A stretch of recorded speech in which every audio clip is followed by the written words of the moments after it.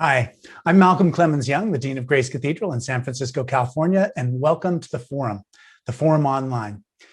It's Pride Month, and while there won't be a Pride again this year, a parade in San Francisco this year, although I think they're going to change their minds about it. I think there's going to be some informal parade, even if the formal parade doesn't happen. There's still so much to celebrate, and there's still much work to be done, healing to be done, and the struggle for true equality and acceptance for LGBTQ plus people.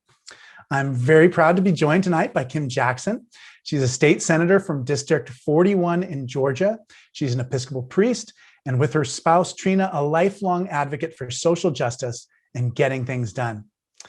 Kim, thank you so much for joining me. I know you must be so busy there with both your pastoral commitments and your political commitments. So we're really grateful that you take the time for us tonight and to be with us together. I'm really, really grateful for it. Right. I wonder if you can start just a little bit about just how you celebrate Pride. I mean, were there any particular Pride moments that you remember from your life that you want to share with us tonight? Yeah, so I will always remember my very first Pride parade. So just for background, I grew up in a small rural town in South Carolina. I don't think they have a Pride parade even still. Like that's not a thing. But when I moved to Atlanta, I was 22 years old, and it just kind of come out. And that was so our Pride in Atlanta now is in October because June is extraordinarily hot. But this was one of the last times when it was in June, and it was pouring rain, like just a horrendous, rainstorm. And still thousands of people were there for the parade. And I just remember standing there, and because it was raining, people couldn't tell that I was crying, but I was just weeping it was the first time I'd been in a space where people were out and they were proud about it. And there were other people around them who loved them, right? They were like all these allies who had these signs of like, we love you. And there were moms out there who had signs that said, we love you. And so it was life-changing, I think, for me all those years ago. And I continue to go every year to our Pride Parade because that was such a pivotal moment in my own life. Yeah, even as you're speaking, it's bringing tears to my eyes, thinking just about how many people have had similar experiences. And even just, we gathered in church for in-person worship. We haven't been worshiping in person indoors in so long. And it's just like the organist will play something on the piano and we'll just start weeping, because there we are, people who I love and people I miss so much.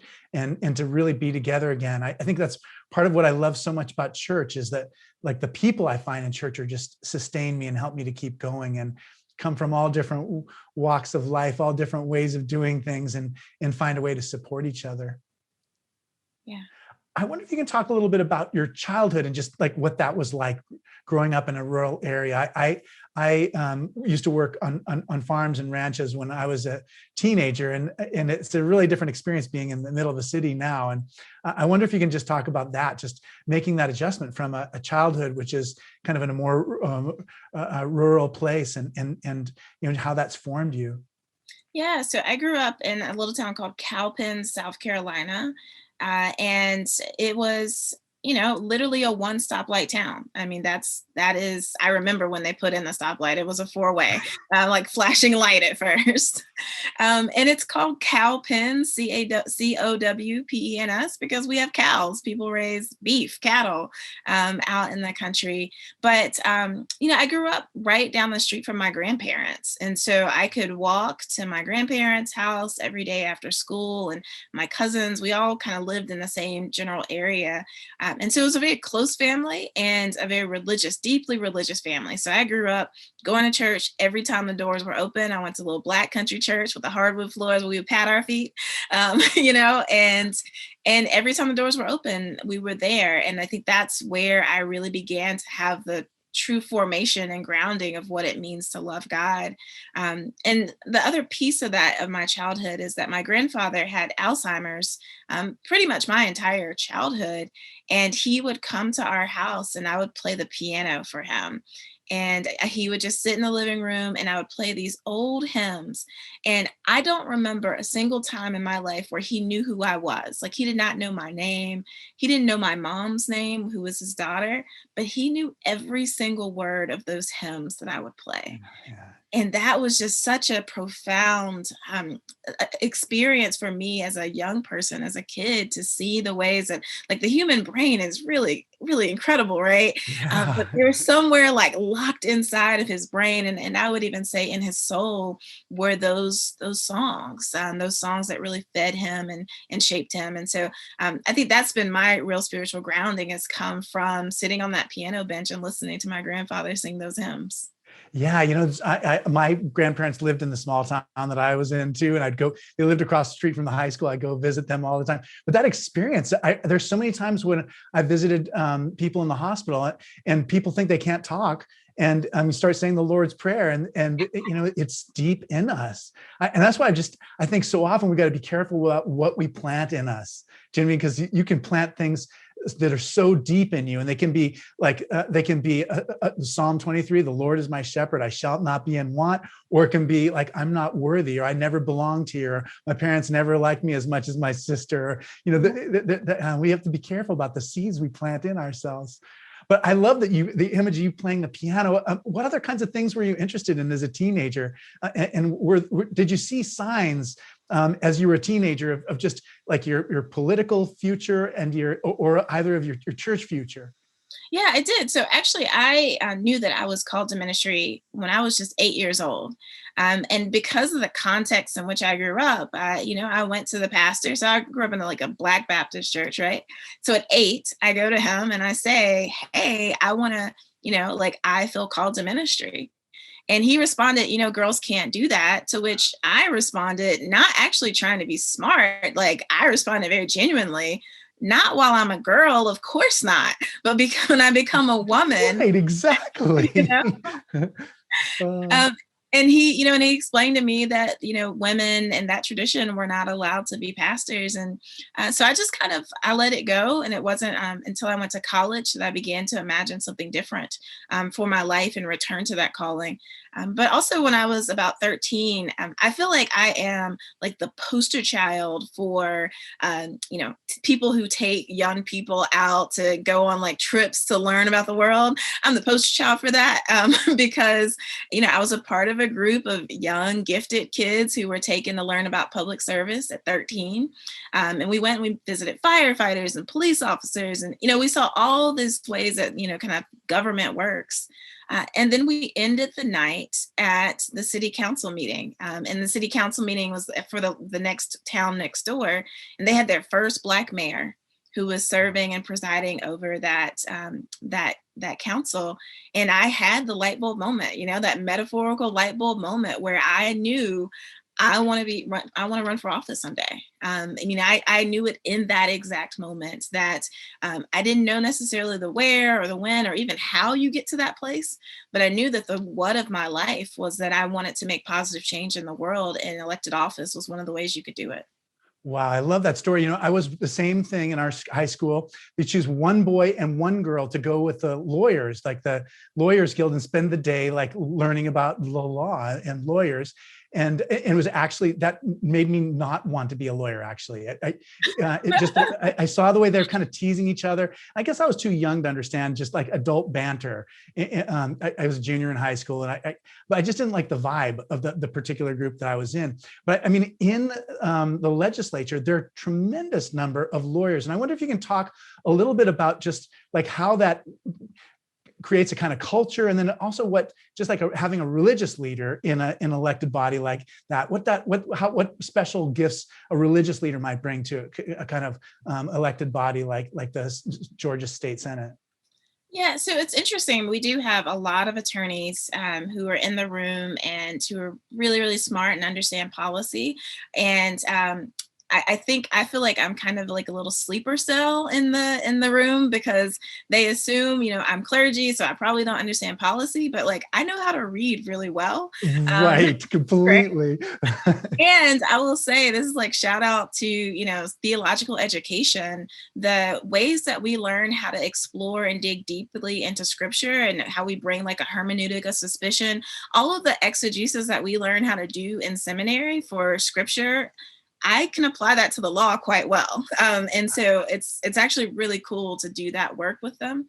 But I will say, I'm in the South, and so there are a number of clergy who were there. Now, I'm not the only one, but I am the only one who's full-time vocationally clergy, and that does make a difference, right? So people call me Rev, even the Republicans. When I get up to speak in the well, there's some expectation that I will be calling us to our better selves. And I think people respect that and are open to hearing it, even if we are on different sides of the aisle. Yeah, it's funny. I've been in different places. Different places have different cultures of how they deal with people, religious people. And it's good for all of us to kind of, for me to get out of San Francisco, where there's kind of one perspective on clergy, and my wife's Native Hawaiian, and Hawaii is just a totally different world for what it's like to be clergy there. But talk more about seminary. Like how did you get there? Like, what was your favorite class or favorite professor? I totally agree with you. You're taught to read things in a very close way, and of course that would be a tremendous benefit as you're serving the public. Yeah, so I got to seminary because I had a college chaplain who saw gifts of ministry in me my freshman year, and came to me, and he actually approached me and said, Kim, I think you might have a calling to ministry. And I replied, I can't do it. I'm a woman. And he put me in his car. I mean, this is, such a powerful moment. And it really, I think, I've had these we all have these points in our life where we know like something is changing, something's turning for us. And this was a turning moment for my life when he put me in his car and he introduced me to women in Greenville, South Carolina, who were serving as clergy. They had churches and like they were pastors, and it blew my mind. I'd never seen a woman who was doing that work. I'd never seen particularly like a Black woman doing that work. And he introduced me to those folks. And so that really planted the seed, or replanted perhaps, or I guess maybe he was watering that seed that had been planted inside of me all those years ago to explore it. And so, when I graduated from college, it just, first of all, I graduated with a history degree, so you can kind of only go to grad school with that. So I knew like seminary is where I want to be, and I knew that I would have to find a new kind of denominational home and things like that. But I felt with great certainty that this was the next place for me, was seminary. And it was, seminary was really great for me. I don't. It's interesting. You asked me like what class was my favorite. I don't know. Seminary was not great for me because of the education per se. It was great for this much larger. I learned about social justice and theology. I learned about the intersections of what it means to be a person who brings your faith to the public square. I don't even know if that was a class. Like, I think that was kind of the ethos of the place. It's where I first got introduced to issues of justice, particularly around criminal justice reform and the death penalty specifically. My classmates and I really rallied around some people who were scheduled to be executed then. And so it was, I think it was the class as in terms of the students and the professors and what they stood for, and less in, a specific class, there's no lecture that stands out as like, oh, that was the moment, right? That didn't happen. Yeah, I try to explain to people what it's like too. But you're right. What happens out of the classroom is just tremendously important, and it's just really hard to get your finger on it because it's not like one thing. It's we had the person who had the most promise of everybody I knew in seminary, and I'm still disappointed to this day. We had a lot of LGBTQ plus people who were getting ordained, but he was from Arkansas, and there was no way for him, and there was enough roadblocks, so he just got deterred a little bit. And he's had a great career doing incredible social justice work and prison reform, but he was the best of us. Mm-hmm. And I learned, you're right, I learned as much from him, John Treat, as I learned from my professors. And he's out there somewhere in the world, doesn't even know that I think about him all the time. Yeah. Well, that's the other thing that I will add. So, I arrived in Atlanta to go to seminary. I'm this young Black girl who grew up in the country with the only Black professionals I knew were Black professionals in my family, and the Black dentist in town. And so I moved to Atlanta, where I remember calling my mom from I was on the bus. Emory has a little bus that takes people around. And I call my mom and I'm like, there are Black doctors on this bus with me. I'm like, it was mind blowing. And just, I think, so important for me. But then also when I got to Candler, there were these out LGBTQ folks who were very clear about their sexual orientation and also very clear about their call. And I hadn't quite gotten there when I first arrived. I was still pretty much in the closet, still trying to pray the gay away a bit. And so when I met, the student body president was an out queer woman. And so it was just really helpful to have those models for me, and models of courage, because I went to seminary. I went to a Methodist seminary where United Methodists, I think they still don't ordain out clergy, right? Yeah. But they certainly weren't doing that 10 years ago, 15 years ago. And so these folks were incredibly brave and bold about, who they were, and clear about God's call on their lives as queer people. Yeah. Yeah. You're so right. It's such a powerful community. And I think we were so fortunate. I think if I'd been 10 years earlier, the whole scene would have been entirely, I knew the first woman who received tenure on our faculty. She's a close friend of mine still. So she's still alive. So much was happening so quickly. And I definitely feel like I was the beneficiary from that, for sure. Yeah. I wonder if you can talk a little bit about just kind of what it was like to start serving churches when you were done with seminary. And then I'd love you to share us a little bit about the Church of the Common Ground.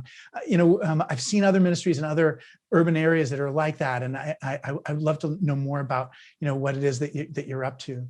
Yeah. So when I finished, I did an extra Anglican year at Virginia Seminary just to get properly indoctrinated. I should have done that. That would have helped me so much if I'd done that.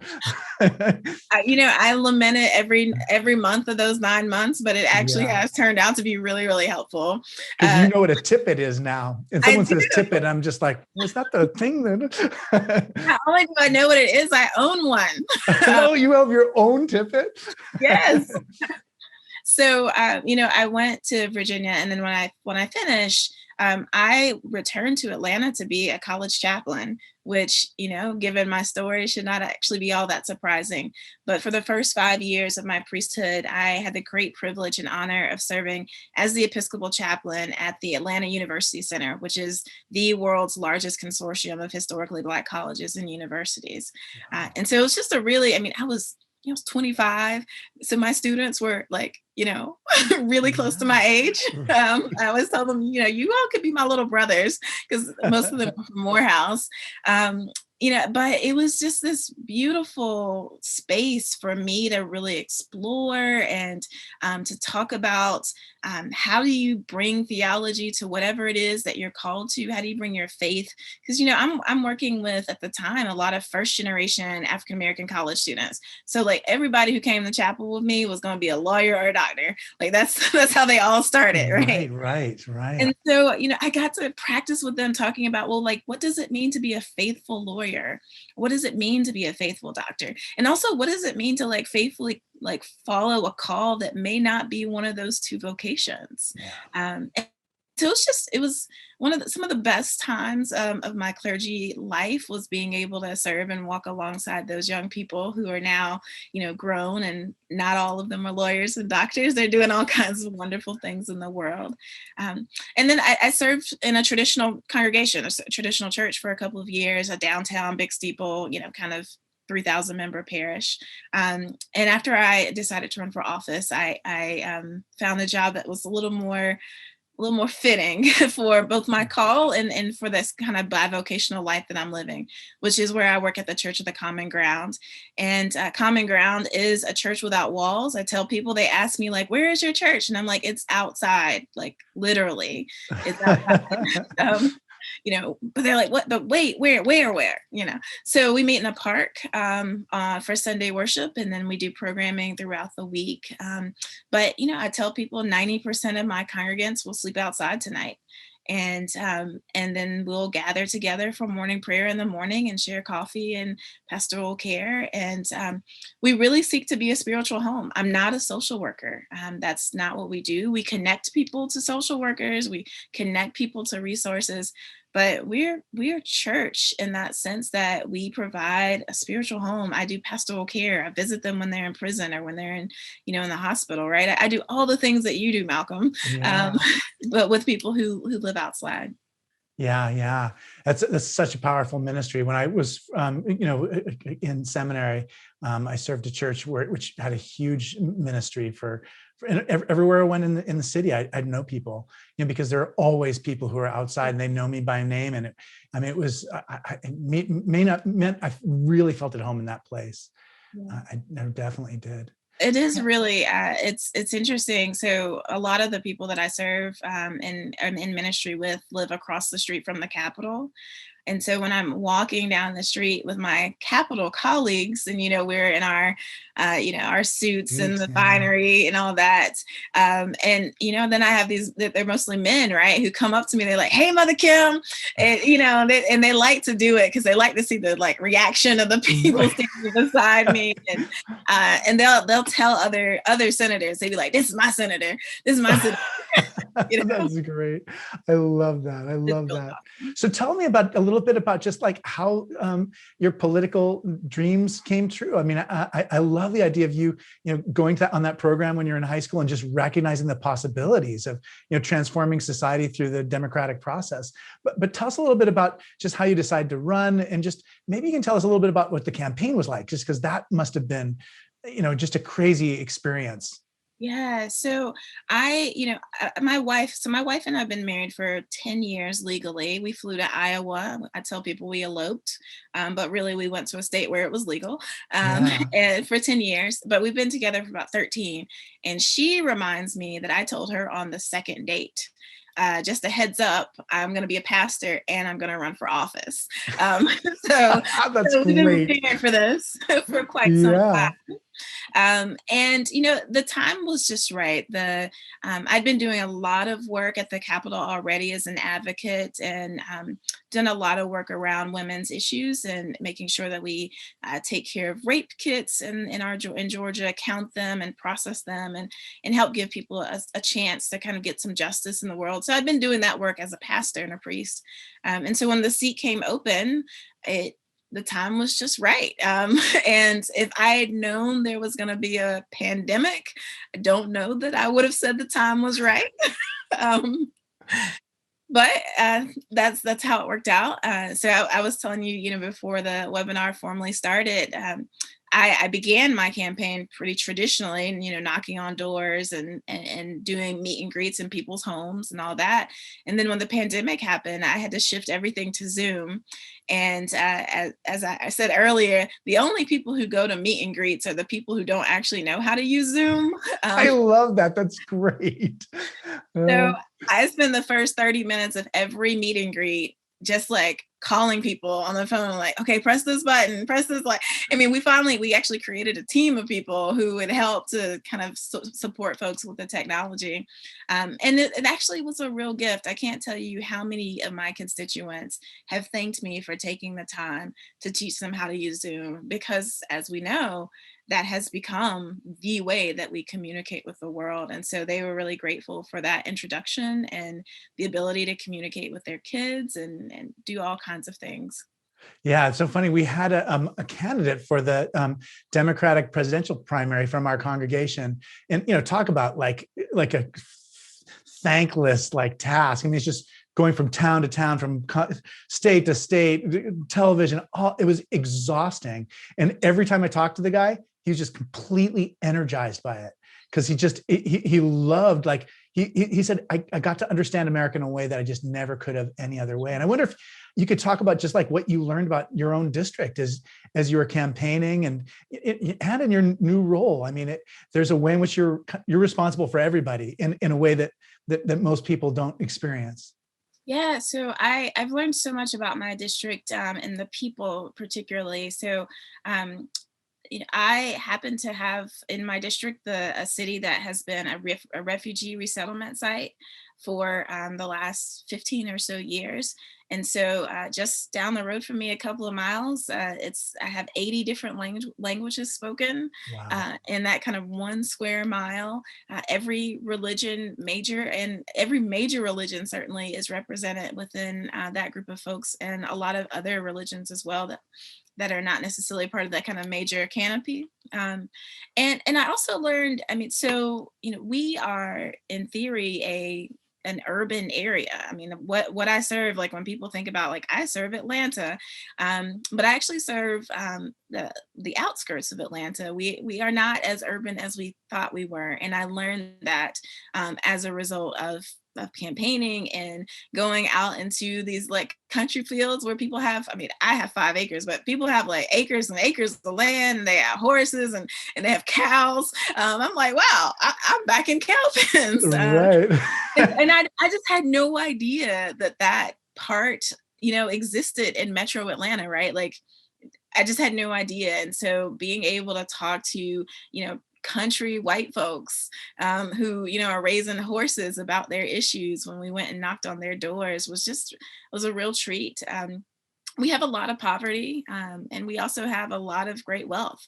Atlanta has the largest wealth gap of the nation. And so, I would go from communities with, multi-million-dollar homes to communities where I'm not clear that they always had power. Right. So just an extraordinary contrast, and trying to find ways to make sure that we serve both of those types of constituents has been an interesting challenge. Yeah, I can imagine. I wonder if you can just talk a little bit about just like what your legislative priorities are, especially as we come out of COVID. I mean, it's okay just to say my priorities are just to try to get everybody back on their feet again. But I wonder if you can just talk a little bit about just kind of what your hopes are these days. Yeah, I mean, so I live in a state that has less than 35% of our folks Oh vaccinated. man, that's not good. That is not good, and so certainly that is a high priority for many of us, is to get those numbers up substantially. And we just have a lot of vaccination discernment, I believe is what we're calling it now. A lot of people are still discerning, and so we need to be really proactive on that issue. But I care about a lot of things: access to healthcare, criminal justice reform. Like, I have these kind of broad issues that I'm really passionate about. But I learned in my first year that you really have to narrow in, like, and focus very specifically on an area. And the area that I've kind of carved out is around protecting women.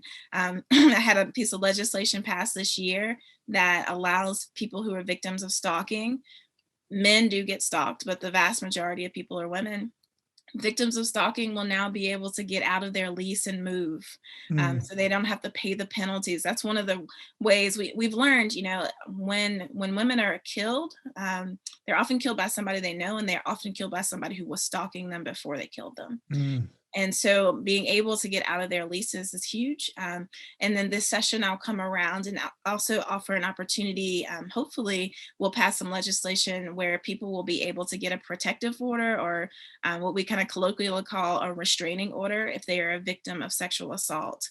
So right now in Georgia, the only way you can get a restraining order against somebody is if it's domestic violence or if they're stalking you.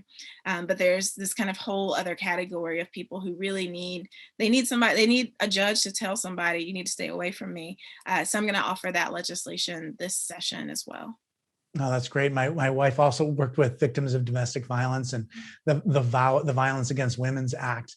And we're back in her old beat where she worked for the public interest law in our old town, and it's a way to save women's lives. That's such an important ministry.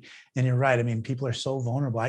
Of course, it's so obvious to think that someone might not be able to move because they can't afford to give up their down payment on the lease or the rental agreement. And what a terrible thing to think that because they didn't have that money, they lost their life. Right. One of the things we have just like our massive issue in San Francisco is just homelessness. And our mayor, London Breed, is adamant about it. But if you had like $1 billion, like what would you do about homelessness in a place like San Francisco or Atlanta? I can talk about Atlanta because that's where I live and work. Yeah, I know. I'm trying to do, if you think of any like ways you can transfer your knowledge to us, then add those as little footnotes. Yeah, sure. Well, here's what I've learned. So the city of Atlanta and Georgia received millions of dollars in CARES funding, and we rapidly rehoused over 1,000 people within about a 3-month span. And what I learned is that if we had $1 billion, we could put everybody in a house. And I think that's really, I mean, it's housing first is Yeah, the right. model that we use. And I think it really does work. What I found, so about 50% of my parishioners, pre-COVID are now housed. And they still come to church. They still come to all of our, kind of programming because we are their community, but we're also the place where they get food and where they get other resources. And so, some would argue that you shouldn't put people in houses unless they're going to be able to have food and they're going to have access to the caseworkers and stuff like that. My parishioners don't care. They are just glad that they have a roof over their head, and Yeah. they are happy to come out and find these other additional resources along the way. So, we build homes, and I suspect this may be an issue in San Francisco, but certainly in Atlanta, that does mean that we're going to have to share our land. We're going to have to increase, so we'll have to change our zoning laws to increase density and population because people want to live in cities. And right now, we just simply don't have enough housing at all. So, maybe I won't get to stay on my 5 acres by myself anymore. And that's okay, right? Like, that's okay if that means that people aren't sleeping outside anymore. Yeah, yeah, it's a heartbreaking problem that we face as a society. And I try to explain to my children that just was not like this as when I was a child. It's just an escalating problem that we really need to do something about. You've become like much more politically active just during such a volatile time, just with Donald Trump's presidency. And I wonder if you can just talk about just how Donald Trump's presidency looks different to you now than it did, say, like a year ago. Yeah. So I didn't I think everybody knew we all kind of theoretically know that rhetoric had been heightened, that people were getting emboldened to be more overtly racist, overtly homophobic, overtly whatever. I think we all kind of knew in our head. But when I got elected and was told by the Capitol Police that I should not get the special tags because all senators are entitled to a car tag that says senator, right? It says Yeah. you're a senator and your number. When I was advised that it would not be safe for me to get that car tag, suddenly I understood differently, right? It became a whole lot more real, and the implications, right? All of us have had to have additional security throughout this year as a result of this. I mean, I live in Georgia where, we had to count our votes 3 times, right? So all of these things have happened because of President Trump, our former President Trump. But I think on this other side, now that we have a new president and we're kind of in a different place, I'm optimistic that that the security details that we've had will no longer be necessary, and I do think that we're going to see hopefully some ramping down of the language, right? Like the hate speech has been awful. Like I just finally could not read ever any comments on anything because people. It's interesting. I don't know. Like people feel like they have a license. If you're an elected official, you must not have a heart or you must not have a soul. So we can just call you anything and say anything about you. And I hope that changes. Yeah, me too. I remember just reading, I can't remember if it was Michelle Obama's memoirs or Barack Obama's memoirs, just talking about just, the birther conspiracy, for instance, just like how much danger that kind of talking puts people in. And I can imagine just personally, it's much more personal when, for you, the person who's is targeted, it's a terrible thing. Yeah, I think you're right too. I think a lot of our media landscape just seems so polarized, and it does seem like people are able to inhabit a world where we're a falsehood, basically. where there's all these questions about the vaccine that aren't real questions, and that deoxychloroquine or whatever is regarded as like a real. Just verifiably false information that has become part of major news broadcasts and part of the major landscape, which I think is also I just don't even know what to do about it. I wonder if you can talk a little bit about that too, just the new technologies for communication, and how do we learn how to use, the internet is so new. I don't think we completely understand how to use social media and the internet. Maybe you have some ideas about that. Yeah, well, so I came up in an age where so I'm a digital native, right? I'm young enough to have almost always had the internet. I don't really remember a time without it. And so I remember very specifically having classes in high school where they taught you how to tell if a website was real and had factual information or not. And I think that I'm clear, there are a lot of people who are older than me who never got that class. There are probably people who are my age and younger who didn't get that class either. But I think that's actually really key. Like we need to, so here's a simple example of something that actually doesn't really matter. But it's telling. So we had a senator who wanted to make the pecan the Georgia nut. Like, every state has a nut, right? Yeah. He wanted to make the pecan a Georgia nut. And so I just did a little Google research and, went to .edu, .edu real, websites to learn that a pecan is not a nut. It's a fruit. Right. Or peanuts should be the nut of Georgia if it was a nut, right? Right. If it was a nut. But so he, though, in turn, sends me back this, this website that's pecanusa.com. And I'm like, these people are trying to sell pecans. Of course they're going to tell you it's a nut. Exactly. But he could not discern the difference. And he felt so certain. He saw me as this young, can I cuss on this? I don't know. Young jerk. Yeah, you can. Yeah. Yeah. And he saw me as this young jackass who was telling him that his information was false. But I'm just yes, because you're not using a reputable website. So we need to teach people some internet, literacy is important.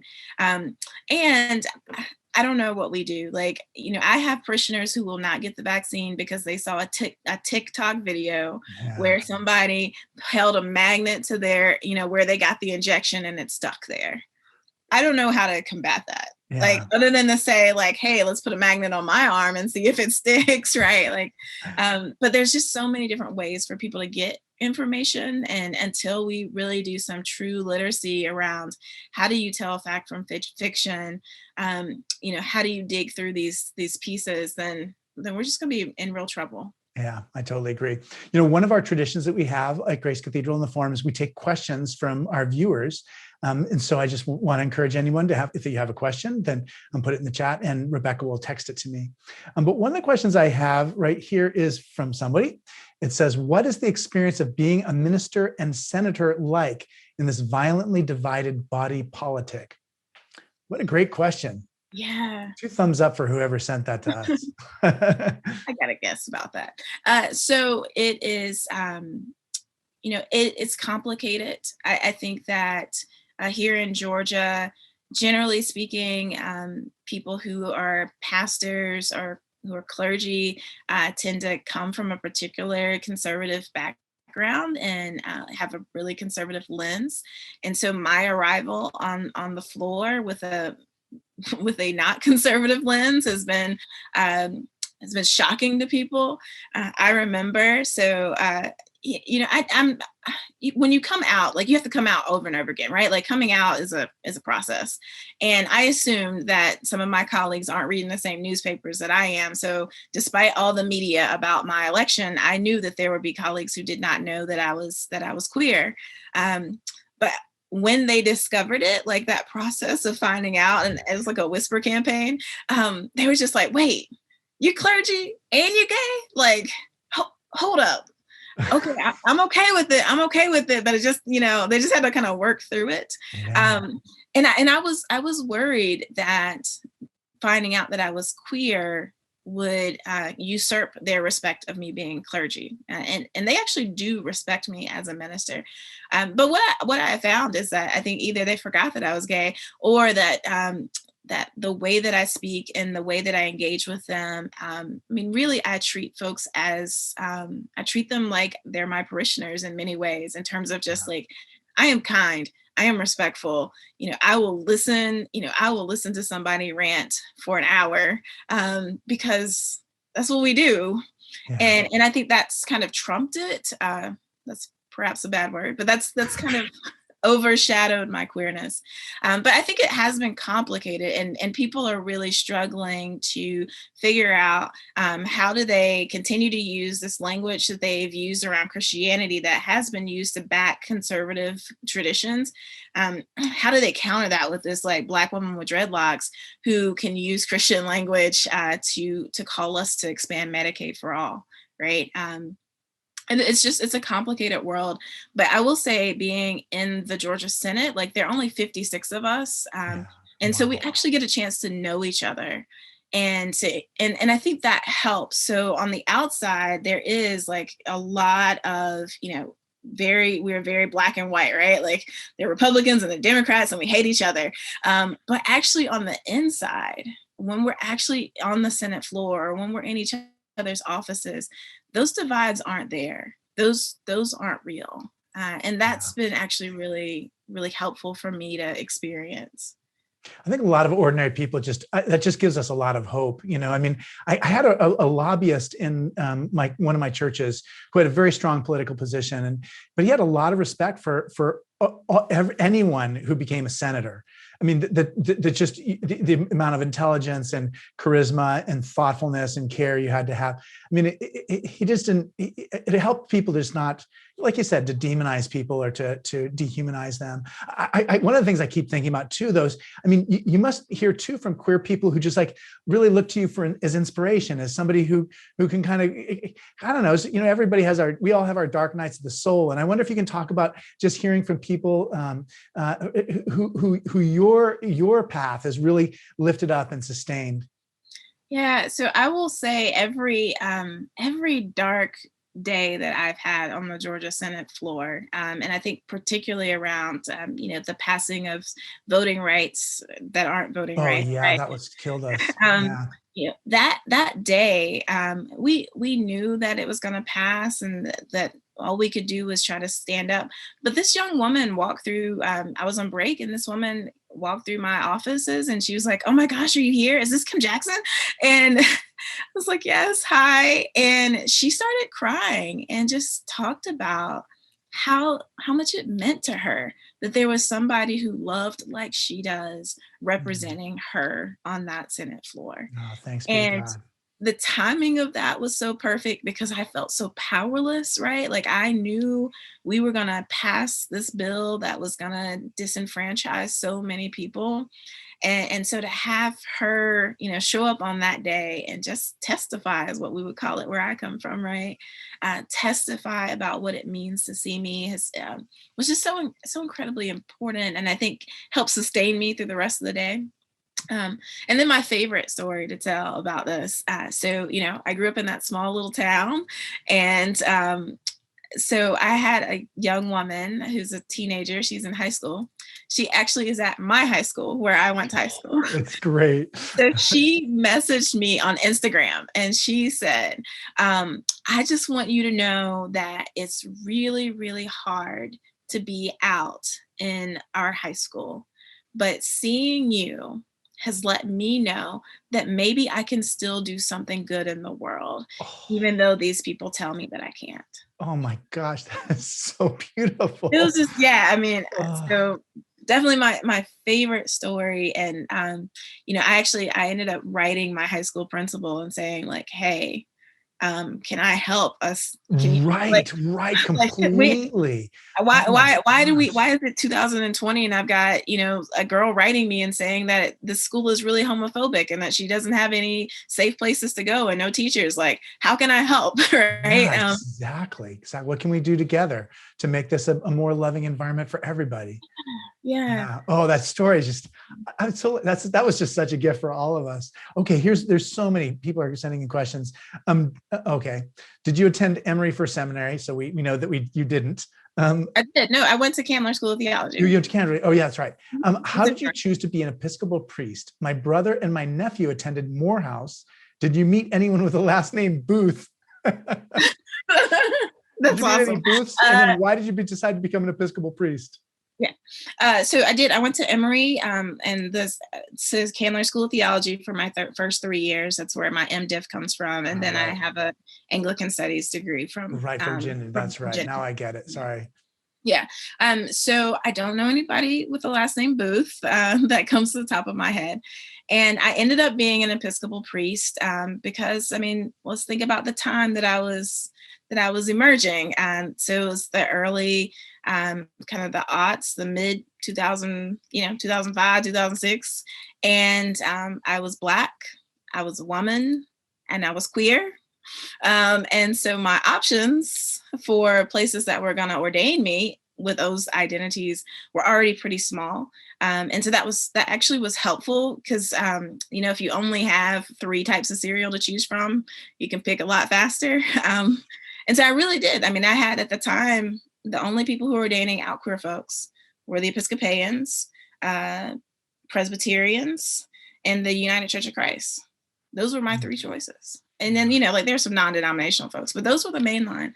And so I went and explored those churches. I went to an Episcopal church, and it was my first time ever being in a context where people read their prayers. Yes, right. That's weird, isn't it? It's very weird. The first time that I've ever been in a context where everything was written down, it's all very weird. But what wasn't weird was this moment when it was time to have what I would have called communion back then, right? What we call Eucharist. Despite having never grown up, ever seeing smells and bells, and I'd never seen those robes or anything, there was something deep in my soul that connected with this old white-haired white guy standing up chanting this ancient, what sounded ancient to me, liturgy. And it penetrated me so deeply of, this feels right. Even though I'd never experienced it before, it just felt right deep in my soul. And so that sent me exploring further, right? I think having that kind of pivotal moment and then learning that we do it every Sunday, what? This is great. Amazing. So, I don't really get the organ music like this, 15 years ago, that's what I was saying. I don't really get the organ music and it's a whole lot of white people. I don't get all that, but I get communion and they do it every Sunday. And it's so beautiful. And it's so it's just so, it's like we really believe that something powerful is happening in that moment. And it just spoke to me. And so I was like, all right, let me do this. I want to do this for the communion. Oh, I love that story. I feel the same way. I feel the same way every week. People come up and the chance that we get to share this bread with each other. I mean, at Grace Cathedral, you can smell the bread because it was just baked that morning. I mean, you stand at the altar and you're saying the communion, and then people come up and you're able to give, I didn't make the bread. I didn't set up the cathedral. I didn't do anything, but I get to be part of that exchange of, and you see on their faces, something's happening to them really big. I feel the same way every week. Yeah. It never gets old. It never gets old. Never gets old. Okay, here's another question. I know a gay Episcopal priest, a woman, who says that it's often harder to reveal that she's a Christian than a lesbian. Have you ever experienced that? I suspect that person lives in California. I was going to say the same thing. Or not in the South. Yeah. No, so it's interesting. I will say, in a kind of generally, no, it's harder for me to come out as a lesbian than it is a Christian. In fact, in general conversation, people assume I'm a Christian. That's kind of how it works. But the exception to that was when I was on the campaign trail. So when I was on the campaign trail, people were really skeptical of, you're clergy, but you also care about women's issues. is that possible? Right? Like there was this kind of mind, like people couldn't really wrap their head around me both being clergy, then like throw in lesbian, but also being progressive. That all didn't really fit into their puzzle piece. So I think that's probably the most clear moments where I've had people just kind of question and me be hesitant. I mean, I am an Episcopal priest, like that's what I do is my day job. But I know sometimes when I was on the campaign trail, I would talk about like, well, I work with people who are experiencing homelessness, right? And I wouldn't necessarily define that I was a clergy person because it made people so suspect of my progressive views. Yeah. I think that's one of the biggest problems. There's a dominant Christian culture, and there's ways in which we're so against the grain. It's just very hard to communicate that. I mean, we had a van parked in front of our church this week that basically had this huge thing. It was basically addressed to the Archbishop. And of course, we don't even have an Archbishop. It was all about clergy sexual abuse that happens in a totally different church. We're like constantly, it's hard to be able, and to me, it makes all those things that you say completely make sense. I mean, Jesus, that's what Jesus says, that's what the kingdom of God is, and yet I don't, in this national setting, it's sometimes just really hard to communicate. Okay, here's another question that we have coming in. Oh, any suggestions on how Christians can help tone down the rhetoric? Even in California, there are red and blue streams in the parishes. I'm so interested in the church in the public square. Can you say more? Yeah, so I think that some of the ways for us to tone down the rhetoric is to model that, right? Is to practice our own ability to engage and have these conversations without this kind of heightened rhetoric. I just did a forum at a church, at an Episcopal church here in Atlanta, where we were talking about Black Lives Matter and whether or not they could have a sign out in front of it. And that term Black Lives Matter has become extraordinarily politicized, and there were people there who expressed some clear opinions about the political nature of that term, and my job was to just kind of keep bringing us back, like bringing us down, like bringing us back and bringing us back to community and what it means to be church and who we're called to be in terms of followers of Jesus, right? So I think some of it's just practicing it and it's modeling it. And then the other piece of it, I think that it's really, really important for people of faith who identify as progressives or who have more progressive or more liberal beliefs about how we might live and govern with one another. It's really important for us to go and talk about that and say, as a person of faith, right? So like when you go and speak at the city council and tell them that critical race theory is a totally great thing that we should be teaching people, preface it with as a person of faith, because that's how we start changing how people, that's how we change the dominant narrative, right? The dominant narrative is that Christians are, first of all, they ain't queer, right? Christians, they're not women clergy. Like there are all these assumptions and stereotypes about what Christians are. And as long as we don't claim boldly that we are also Christians, then that narrative just gets dominated. So for me, I'll give an example though of like faith in the public square.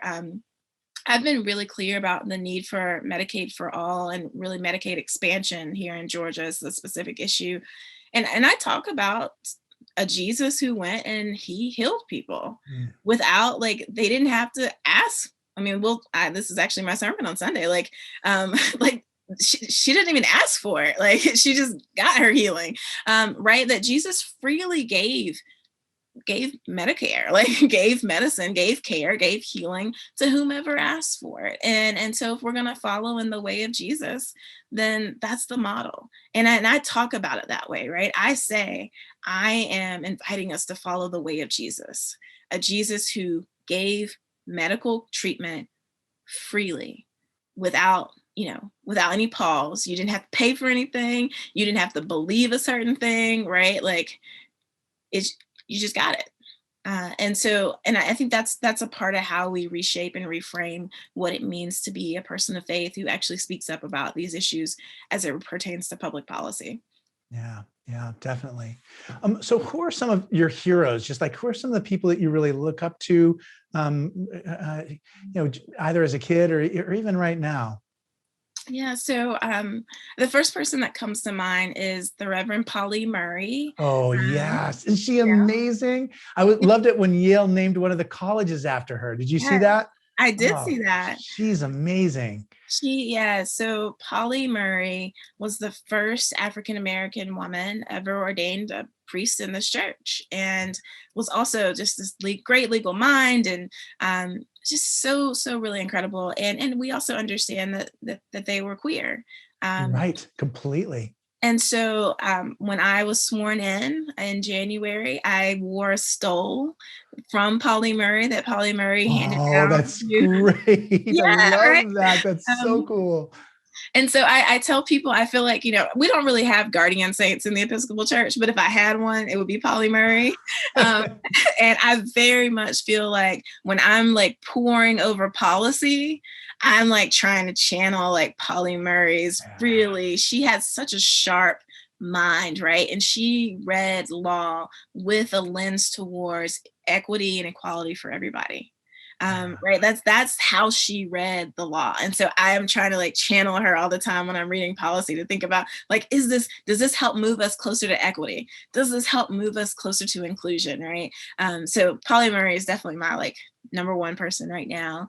And then I have a mentor who was the first African American ever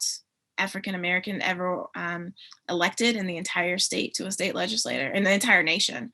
Her name is Simone Bell, and she paved the way for all of us 10 years ago as this kind of out queer woman who was, Black and doing her thing. And so she is a dear mentor of mine. I feel like I've learned so much from her. And on the hard days, she's the one that I get to call, and she's like, yeah, I've been there. But remember when I was there, they wouldn't even ride in the elevator with me. So she just helps me. She helps me remember how far we've come, and also just helps support me and trying to help us move further. Yeah. Oh, I love that. That's so inspiring. I'm so glad, because you're such a path breaker yourself. I think it'd be, I mean, it's good to have those connections to people who can build you up, because I can imagine all of this would just, it'd be tremendously wearing. I mean, I can imagine just having a bad day in the church and a bad day on the floor of the Senate, and just having them happen at the same time. And when you have bad days, they're really bad. Yeah. Yeah. I honestly cannot believe it, because it just seems like I just started talking with you, but it's actually, we're like out of time. But I wonder if you could just tell us just some signs of hope that you see for us. I mean, you do a wonderful job of communicating hopefulness for the future and inspiring us. But what are you seeing as you kind of look at the world through your eyes nowadays? Yeah, so a couple of things. One, we elected more out queer people last cycle than we ever have in the history of the United States. I see that as a sign of hope. And that's for all elected offices, from the school board. My local school board is chaired by an out gay Black man, like in the South. I mean, if you can't have hope, Lynn, I mean, Oh my gosh, I love that. that's huge. So I mean that's one of the things.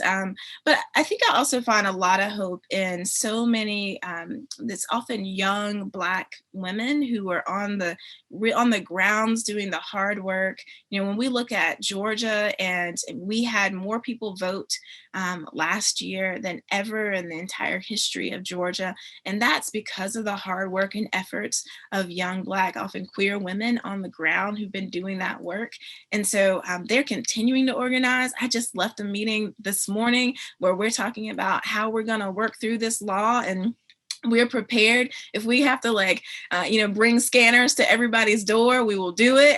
Right. Like, we've got an army of folks lined up to help make sure that that nobody gets disenfranchised. And I find so much hope in that, right? So much hope in people's deep commitment to our democracy, right? That they are willing to start planning months and months in advance because we care about our democracy. We care about the democratic process of making sure people get to vote.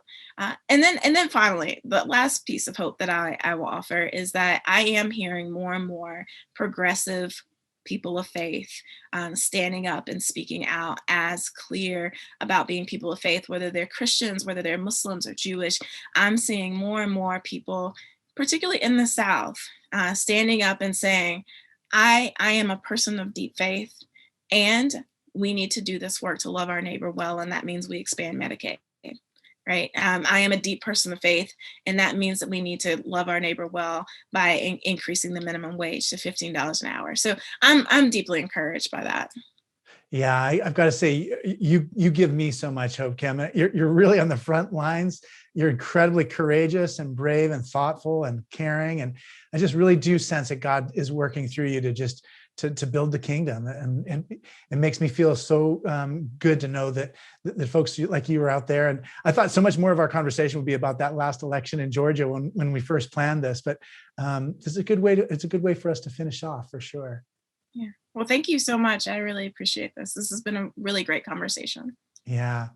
Well, everybody, please join us for next week when our guest will be Deanna Van Buren. She's one of only 500 Black female architects in the US and founder of Designing Justice and Designing Spaces, whose bold idea is that by transforming the spaces and places where we do justice, we can transform the culture of justice in our society. We rely on your support for the forum. Gifts of any size make a difference. You can give on gracecathedral.org or by texting THINK, THINK, to 76278. And Kim, we're going to keep you in our prayers as you're out there on the front lines. And I can't wait till you find yourself in San Francisco and we can walk around this beautiful city. And if I'm in Atlanta, I won't be there for a long time. But if I come down now there, I'll let you know that I'm in town. Please Thanks do. so much for everything, and God bless. God bless him. Good night, everyone.